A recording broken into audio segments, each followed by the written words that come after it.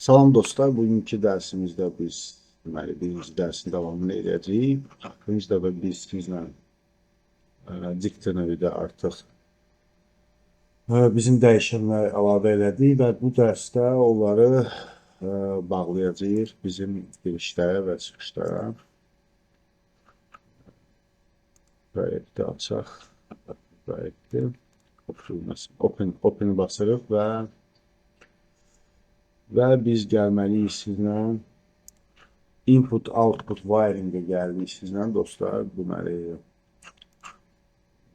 bu olmalıdır, bəli, buradır və burada artıq bizim dəyişənləri dostlar bağlayıb giriş çıxışlarımıza və gəlin birinci modul açaq və burada nə görürük biz? Və burada sağda dostlar biz nə görürük?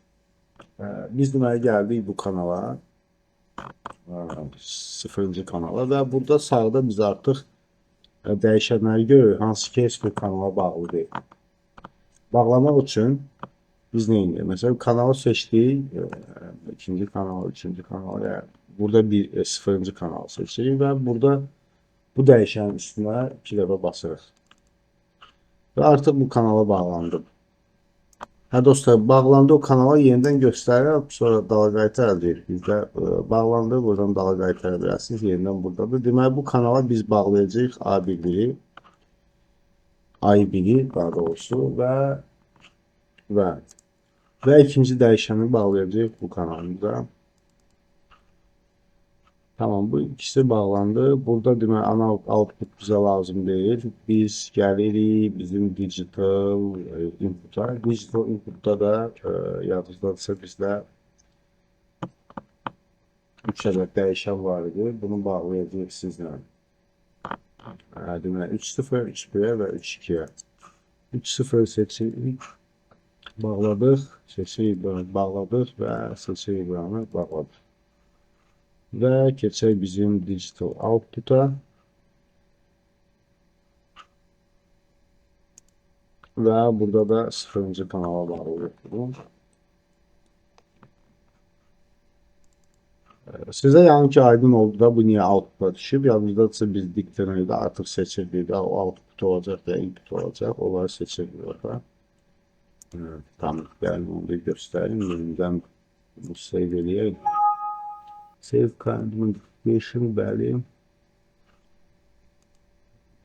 Tamam, bağlayıb bütün səhifəni bağladım. Belə dostlar, bu açın neyində. Final open.